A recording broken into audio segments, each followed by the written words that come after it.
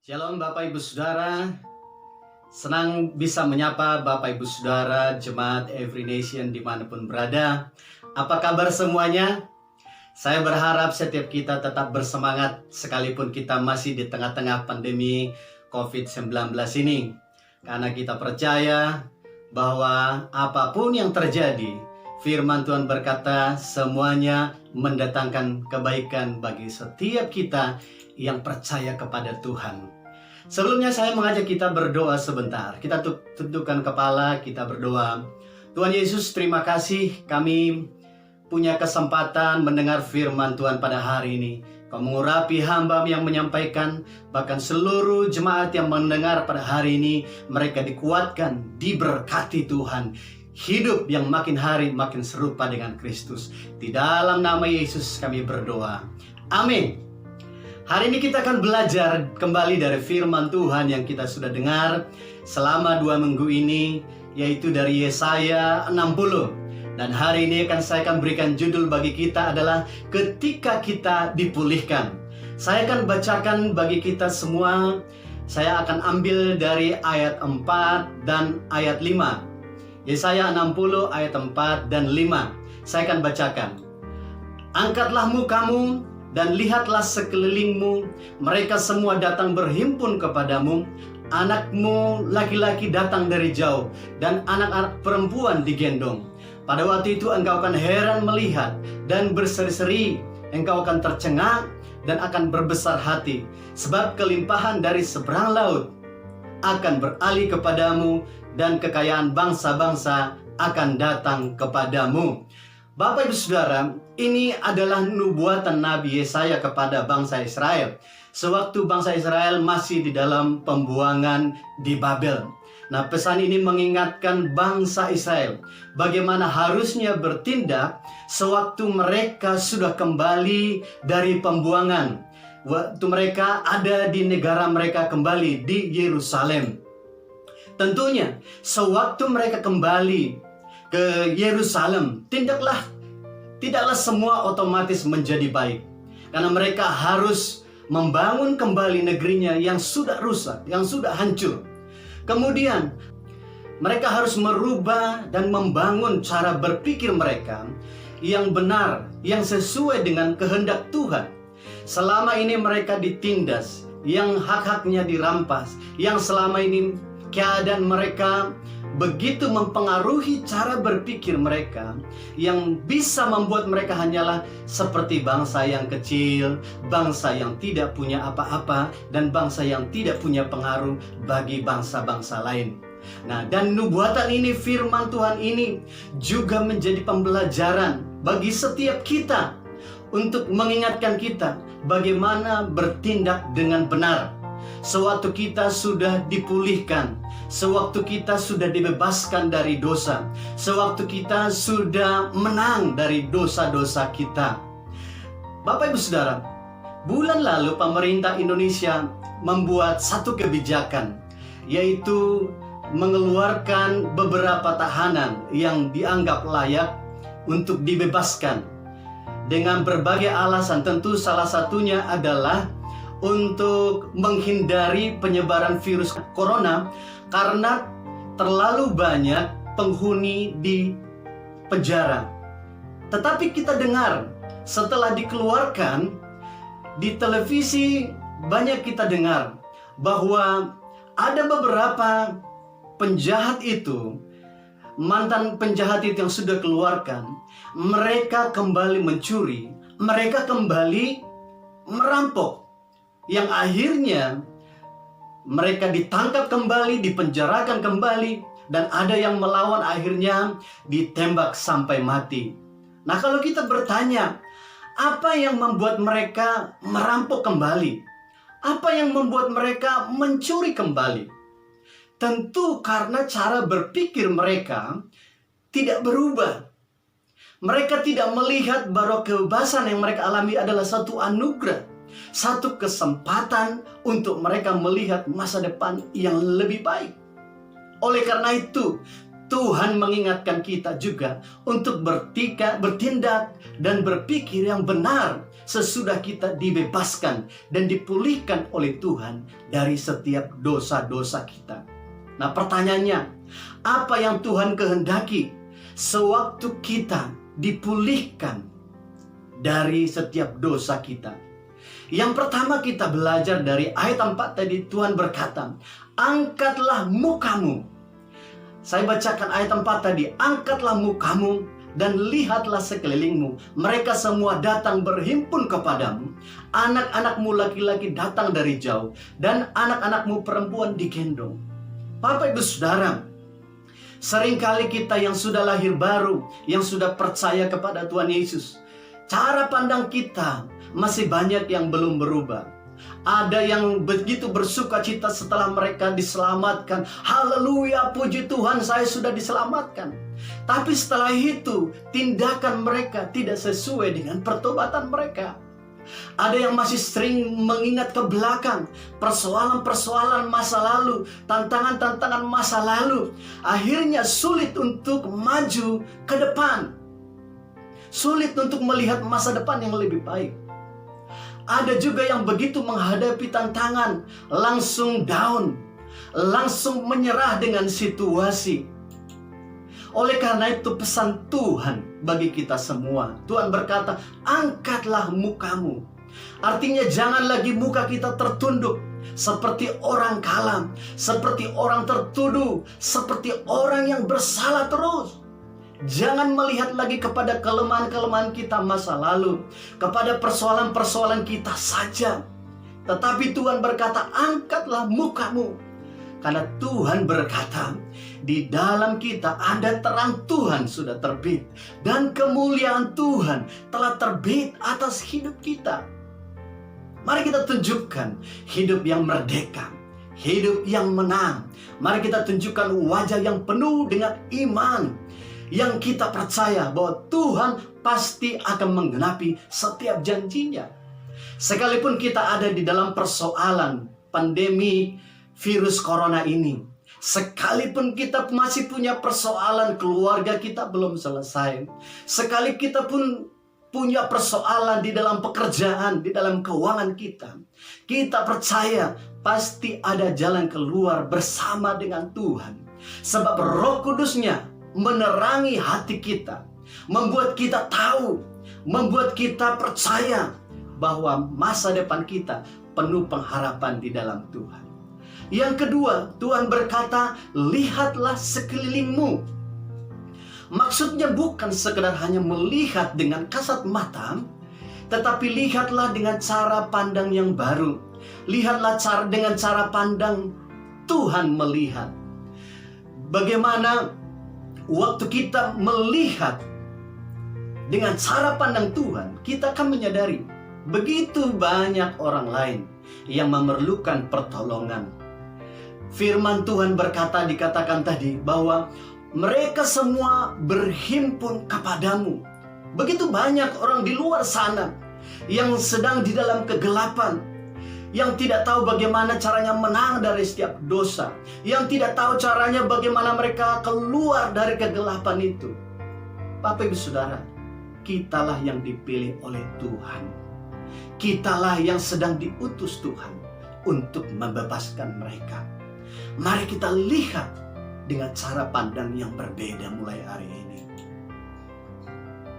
Dan kabar baik, bukan orang lain saja yang akan datang berhimpun kepada kita, tapi Tuhan juga berkata bahwa anak-anakmu yang dari jauh akan datang.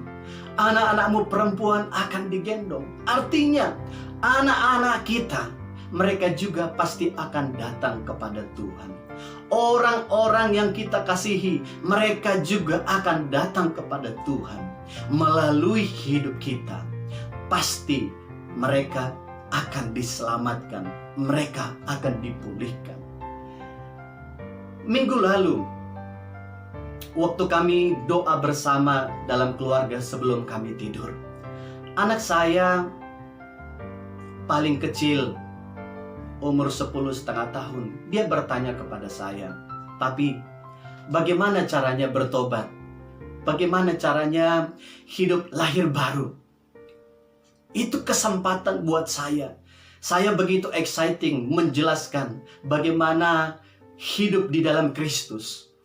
Saya menceritakan dengan menggambarkan ilustrasi jembatan.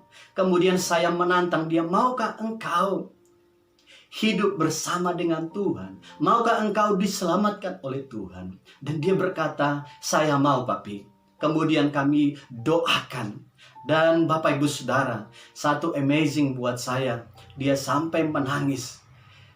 Dan cukup lama. Saya percaya itu karena dia mengalami hadirat Tuhan, mengalami jamahan Tuhan. Itu adalah momen yang saya tunggu-tunggu. Bukan karena dipaksa, tapi karena satu kesadaran pribadi. Bagaimana dia ingin percaya dan bertumbuh di dalam Tuhan. Bapak Ibu Saudara, orang-orang kita kasihi, anak-anak kita pasti akan mengalami pemulihan dari Tuhan. Pasti akan mengalami jamahan Tuhan. Pasti akan mengalami perubahan dari Tuhan. Sewaktu kita mengangkat muka kita, sewaktu kita melihat sekeliling kita dengan cara pandang Tuhan. Yang ketiga, dikatakan kita akan mengalami kelimpahan hidup. Ayat kelima saya bacakan lagi. Pada waktu itu engkau akan heran, melihat dan berseri-seri. Engkau akan tercengang dan akan berbesar hati. Sebab kelimpahan dari seberang laut akan beralih kepadamu, dan kekayaan bangsa-bangsa akan datang kepadamu. Kapan kita bisa mengalami keadaan heran dan berseri-seri? Tentu waktu kita mengalami kejutan. Waktu kita mengalami situasi yang begitu baik, tanpa sesuatu yang kita lakukan. Bukan karena usaha kita. Misalnya begini, tiba-tiba ada seorang yang tidak kita kenal, kemudian dia memberikan hadiah buat kita. Ini membuat kita heran dan kita bisa berseri-seri. Atau tiba-tiba ada orang yang membenci kita selama ini. Dia berubah dan menjadi baik kepada kita. Kita bisa heran dan juga kita bisa berseri-seri dan mengatakan, kok bisa ya dia berubah? Atau mungkin ada orang yang sedang kita tahu, yang sedang kita doakan, dia hatinya begitu keras, tidak peduli dengan Tuhan. Tapi tiba-tiba dia menjadi rajin berdoa, dia menjadi rajin ke gereja. Itu membuat kita menjadi terheran, menjadi berseri-seri. Itulah wajah kita. Dan banyak lagi tentunya yang bisa membuat kita menjadi heran dan berseri-seri. Waktu kita melakukan apa yang benar, waktu kita terus memperhatikan orang lain, waktu kita menolong orang lain supaya mereka mengalami pemulihan dari Tuhan. Janji Tuhan berkata, Dia akan membuat kita heran melihat dan berseri-seri. Kan akan ada banyak kejutan-kejutan dari Tuhan buat kita. Selama saya melayani Tuhan sampai sekarang, begitu banyak kejutan-kejutan yang dari Tuhan saya alami, Bapak Ibu Saudara. Seperti anak saya yang tadi, saya tidak menyangka umur 10 tahun bisa mengalami Tuhan. Setelah dia bertobat, bahkan dia bisa langsung menciptakan lagu sendiri buat dia. Bagaimana perjumpaan dia dengan Tuhan. Bagi saya itu satu keheranan dan membuat saya itu seperti berseri-seri. Dan dia mengatakan, kok bisa ya? Saya percaya Bapak Ibu Saudara juga punya pengalaman bagaimana Bapak Ibu Saudara bisa heran dan berseri-seri dalam Tuhan. Dan ke depan juga pasti akan banyak punya pengalaman-pengalaman, kejutan-kejutan bersama dengan Tuhan. Waktu kita terus berjalan bersama dengan Tuhan. Nah, pengalaman-pengalaman itulah yang akan menjadi kesaksian kita, yang menjadi penyemangat kita untuk kita menjadi berkat bagi banyak orang lain, untuk kita bisa menyaksikan perbuatan-perbuatan Tuhan, sehingga orang lain, mereka yang belum dibebaskan, mereka yang belum mengalami pemulihan, mereka bisa mengalami pemulihan dari Tuhan, karena mereka menyaksikan betapa Tuhan itu bekerja di dalam hidup kita. Saya tutup dengan ini, Bapak Ibu Saudara. Firman Tuhan berkata di Yohanes 10 ayat 10. pencuri datang hanya untuk mencuri, membunuh, dan membinasakan. Tapi aku datang supaya mereka mempunyai hidup dan mempunyainya dalam segala kelimpahan. Bapak Ibu Saudara, jangan biarkan cara hidup kita yang lama menguasai hidup kita. Jangan biarkan pikiran kita tidak sesuai dengan pikiran Kristus. Karena itu semua adalah usaha-usaha si iblis untuk menghancurkan kita, untuk membawa kita kembali kepada masa lalu kita, supaya kita tidak bisa menjadi berkat. Mari kita hari ini angkat muka kita. Mari kita lihat sekeliling kita dengan cara pandang yang baru, dengan cara pandang yang benar. Yesus sudah mati di kayu salib, menebus setiap dosa, menebus setiap kesalahan kita. Yesus sudah membebaskan kita dan memberikan kita hidup yang baru. Dan kehidupan yang Dia berikan kepada kita penuh dengan kelimpahan. Di ayat 1 tadi Tuhan berkata, kalau kita baca Bapak Ibu Saudara, di dalam kita dikatakan ada terang Tuhan. Artinya apa? Apapun persoalan yang kita hadapi, pasti ada jalan keluar bersama dengan Tuhan. Karena kita tidak di dalam kegelapan. Ada terang, ada hikmat, ada pikiran-pikiran Kristus yang membuat kita bisa keluar dari setiap persoalan kita. Firman-Nya yang tinggal, firman-Nya itu akan mengingatkan kita akan setiap apa yang kita akan lakukan. Kemudian di dalam kita dikatakan terbit kemuliaan Tuhan. Melalui hidup kita, Tuhan mau namanya ditinggikan, Tuhan mau namanya dimuliakan. Melalui hidup kita yang sudah dipulihkan, Tuhan mau memulihkan orang lain. Tuhan mau membebaskan orang lain dari belenggu dosa, dari setiap ikatan dosa. Haleluya. Ada amin Bapak Ibu Saudara. Biarlah firman ini mengingatkan setiap kita untuk kita terus berjalan di dalam panggilan Tuhan, berjalan dalam rencana Tuhan. Amin. Mari kita berdoa, kita tundukkan kepala. Tuhan Yesus, terima kasih Tuhan, bahwa kami adalah orang-orang yang sudah dimerdekakan, orang-orang yang sudah dibebaskan dari setiap belenggu dosa, orang-orang yang sudah dibebaskan dari kehidupan yang lama. Oleh karena itu Tuhan, biar setiap kami jemaat-Mu Tuhan, kami tidak tertunduk malu, kami tidak menundukkan wajah kami ke bawah untuk sebagaimana kami seperti orang yang kalah, orang yang masih tinggal di dalam dosa. Tapi kami mulai hari ini mengangkat muka kami, bahwa kami sudah merdeka, bahwa kami sudah menang di dalam Tuhan. Dan pada hari ini juga Tuhan, kami akan melihat sekeliling kami dengan cara pandang yang berbeda, dengan cara pandang Tuhan untuk hidup kami Tuhan boleh menjadi berkat, boleh menjadi kesaksian bagi banyak orang lain.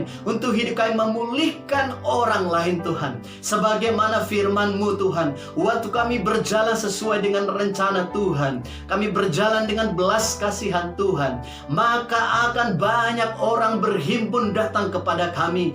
Anak-anak kami akan datang kepada kami, orang-orang yang kami kasih akan datang kepada kami, dan mereka akan bertanya, dan mereka akan menanyakan bagaimana cara hidup yang benar, bagaimana cara hidup dipulihkan, bagaimana cara hidup merdeka di dalam Tuhan. Dan biarlah melalui hidup kami Engkau pakai Tuhan untuk membawa banyak orang lain hidup mereka boleh merdeka di dalam Tuhan. Kami tidak mau tinggal di dalam keadaan persoalan kami yang kami alami, bahkan di tengah-tengah situasi sekarang ini, sekalipun kami masih ada di dalam pandemik virus corona 19 ini Tuhan, tapi kami percaya kami sudah merdeka. Kami akan tetap melihat dengan cara pandang yang berbeda, melihat dengan cara pandang Tuhan, saya kami terus dipakai oleh Tuhan jadi berkat bagi banyak orang lain.